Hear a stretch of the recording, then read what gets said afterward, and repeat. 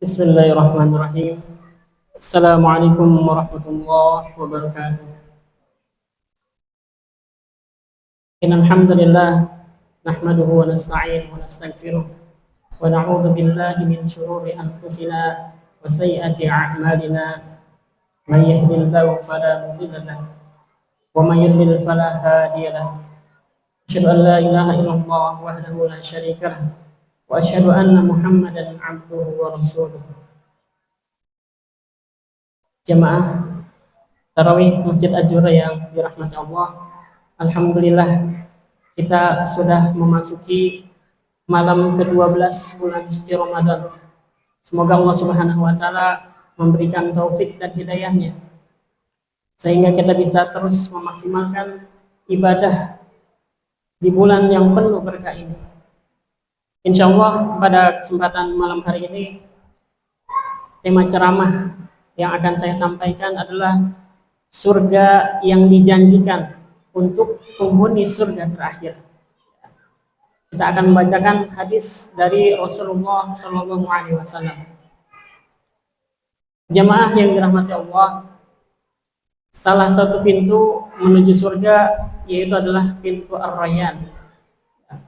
Ar-Rayyan adalah pintu dari 8 pintu yang disediakan oleh Allah Subhanahu wa taala khusus untuk orang yang suka berpuasa, baik puasa Ramadan maupun puasa sunnah. Namun sebelum manusia atau orang-orang memasuki surga, karena surga itu memiliki 8 pintu, orang-orang harus melewati yang namanya as-sirat. Sirat itu adalah jembatan yang terbentang di atas neraka jahanam. As-sirat adalah jembatan yang terbentang di atas neraka jahanam.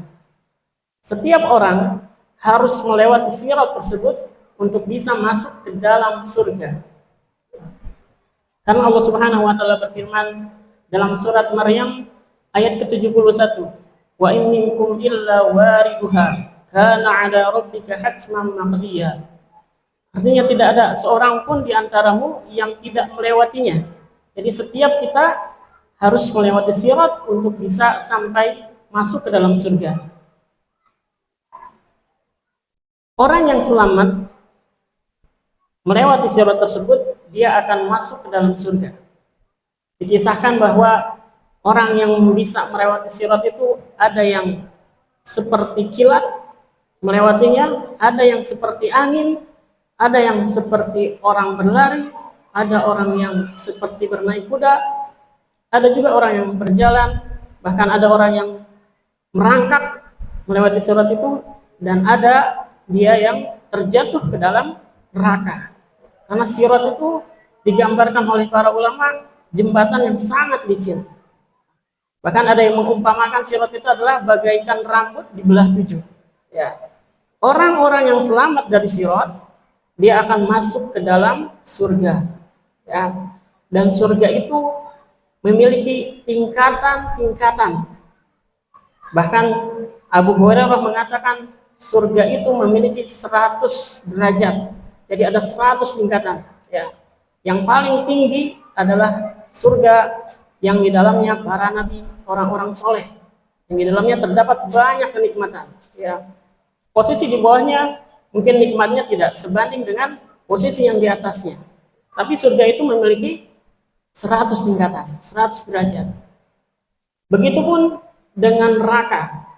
Orang yang melewati sirat tetapi dia tidak sampai dan terjatuh, maka dia akan masuk ke dalam neraka jahanam. Neraka sama juga, ya, memiliki tingkatan-tingkatan. Kalau surga derajat tingkatannya ke atas, tetapi kalau neraka tingkatannya ke bawah. Ya. Dan yang paling bawah adalah neraka yang disediakan oleh orang munafik. Ya, orang munafik adalah orang Muslim, tapi menyembunyikan kekafirannya. Dia mengaku Muslim, padahal dirinya kafir. Dia membenci Islam. Maka Allah sediakan neraka yang paling bawah. ya fil darkil asfali minan nar. Jadi keraknya neraka. Itulah neraka yang disediakan oleh orang-orang munafik. Ya. Dan siapa lagi yang akan masuk ke dalam neraka tersebut adalah orang-orang kafir dan juga orang-orang musyrik. Sebagaimana kita ketahui dalam surat Al-Baqarah, innal ladzina kafaru min ahlil kitabi wal musyrikina fi nari jahannam khalidina fiha. Ya. Orang-orang kafir dari ahli kitab dan orang-orang musyrik, dia akan masuk ke dalam neraka dan dia kekal di dalamnya, khalidina fiha. Siapa lagi yang akan masuk ke dalam neraka? Adalah orang-orang yang mukmin, dia beriman kepada Allah Subhanahu wa taala, tetapi dosanya lebih berat, lebih banyak, maka dia akan masuk ke dalam neraka. Nah, ternyata di dalam neraka itu pun ada tingkatannya tadi yang saya sebutkan, ya.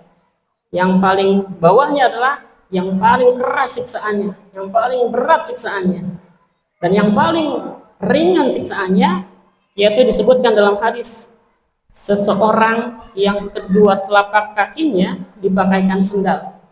Jadi ternyata di surga juga ada fasilitasnya, gitu ya. Seperti kita ke hotel diberikan sendal, di neraka juga kita akan diberikan sendal juga.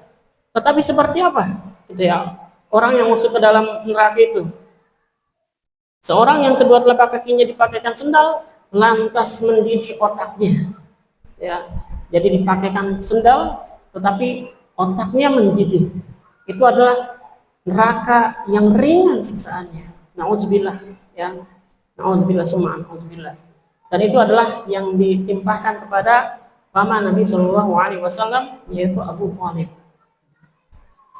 Jemaah yang dirahmati Allah, Nabi Shallallahu Alaihi Wasallam mengkisahkan, ya, tentang seorang yang terakhir keluar dari neraka dan terakhir dia masuk ke dalam surga. Jadi orang yang beriman, selama di dalam hatinya ada keimanan kepada Allah Subhanahu wa taala, walaupun hanya sebesar biji dzarrah, ya, Allah akan ampunkan dia dan Allah akan masukkan dia ke dalam surga. Ada hadis yang dikisahkan oleh Rasulullah. Rasulullah berkata, "Inni la'alamu akhir ahlin nar khurujan minha." Sesungguhnya, kata Rasulullah, aku tahu siapa orang yang paling terakhir dikeluarkan dari neraka. Wa akhiru ahlil jannah dukhulul jannah. Dan paling terakhir dia masuk ke dalam surga. Disebutkan, kata Rasulullah, rajulun yakhruju minan nari habwan. Ya, jadi yang paling ternyata yang keluar terakhir dari neraka adalah seorang laki-laki. Insya Allah bukan jemaah Masjid Azura, ya. Insya Allah. Di sini disebutkan rajulun, ya. Kalau kita belajar bahasa Arab, rajulun adalah isim nakirah, ya, tidak disebutkan laki-laki. Siapa dia? Ya, masih umum. Apakah dia orang Indonesia? Ya, apakah dia umat Nabi Muhammad? Kita tidak tahu. Ya, ataukah dia pengikut Nabi Isa atau Nabi Musa atau Nabi Ibrahim? Tidak disebutkan. Berarti di sini umum, ya, lelaki itu. Fayaqulu Allah tabaraka wa ta'ala lahu. Kemudian Allah Subhanahu wa taala berkata kepada lelaki itu, "Idhhab fadkhulil jannah." Pergilah engkau, masuklah engkau ke surga. Allah menyuruh dia untuk masuk ke dalam surga. Fayatiha fayukhayyalu ilaihi annaha mala'a. Ya. Ia pun mendatangi surga. Ya. Tetapi membayangkan bahwa surga itu telah penuh. Ya, dia masuk ke dalam surga, wah, ternyata sudah penuh, gitu, isinya orang-orang sudah punya istana masing-masing, ya, orang-orang sudah tenang, maka tidak ada lagi tempat baginya. Maka apa yang dilakukannya? Fayarji'u fayaqulu ya Rabbi wajadtuha mala'a. Ia kembali kepada Allah Subhanahu wa taala, ya, dan berkata, wahai Rabbku, aku mendatangi surga, tetapi sepertinya telah penuh, ya. Apa kata Allah? Fayaqulu Allah tabaraka wa ta'ala lahu idhhab fadkhulil jannah. Kemudian Allah Subhanahu wa taala menyuruh lagi dia untuk pergi dan masuk ke dalam surga, ya. Maka dia kembali lagi ke surga.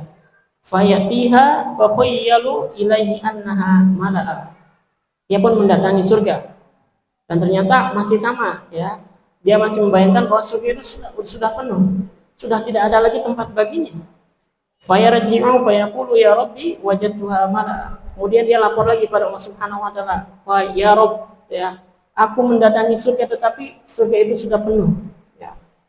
Maka Allah berfirman, fayaqulullahu lahu idhhab fadkhulil jannah. Ya. Pergi kamu ke dalam surga. Fa innalaka misla dunya wa asyrata amsalihha. Karena untukmu surga seperti dunia dan 10 kali lipat darinya.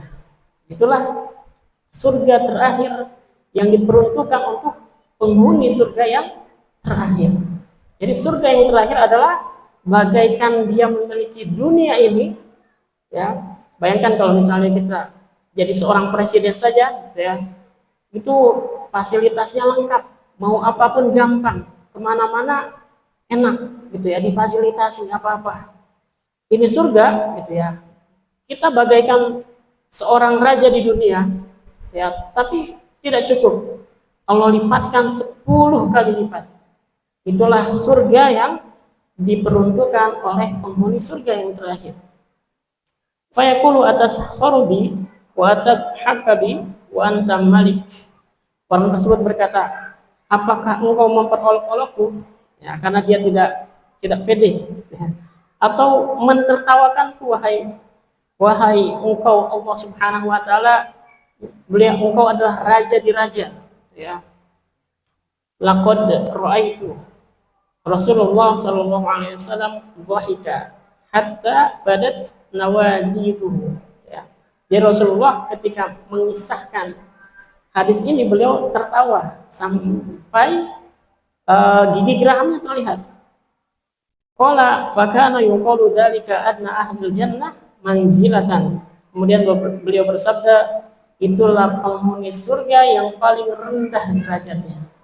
Jadi surga yang paling derajat rendah, yang paling derajat rendahnya, ya, yang rendah derajatnya adalah seperti dunia 10 kali lipat. Nah, jamaah yang dirahmati Allah, di bulan suci ini merupakan kesempatan bagi kita untuk memperbanyak amal, dan jangan kita melewatkan detik-detik di bulan ini kecuali kebaikan, walau sekecil apapun. Allah Subhanahu wa taala berfirman, wasari'u ila maghfiratin min rabbikum wa jannatin 'arduha as-samawati wal ardh. Ya. Kita disuruh untuk bersegera dalam mencari ampunan Allah Subhanahu wa taala dan meminta surganya, yang dimana Allah Subhanahu wa taala menyiapkan untuk kita surga seluas langit dan bumi. Juga Allah Subhanahu wa taala berfirman, "Faman ya'mal mithqala dzarratin khairan yarah." Ya, sekecil apapun perbuatan yang kita lakukan, walaupun itu hanya sebesar zarrah, zarrah itu adalah atom, maka kita akan mendapatkan apa yang telah kita perbuat. Semoga kita di bulan suci ini mendapatkan ampunan dari Allah Subhanahu wa taala dan dimasukkan ke dalam surga Firdaus. Kita harus optimis ketika mintalah surga yang tertinggi, itu surga Firdaus sebagaimana yang diajarkan oleh Rasulullah SAW. Mungkin itu ceramah singkat yang bisa saya sampaikan. Mudah-mudahan kita diberikan hidayah oleh Allah Subhanahu wa taala sehingga kita bisa menjalankan ibadah puasa di bulan ini dengan sebaik-baiknya. Aku qouli hadza wa astaghfirullah wa lakum. Subhanakallahumma bihamdika asyhadu an la ilaha illa anta astaghfiruka wa atubu ilaik. Terima kasih. Billahi taufiq wal hidayah. Assalamualaikum warahmatullahi wabarakatuh.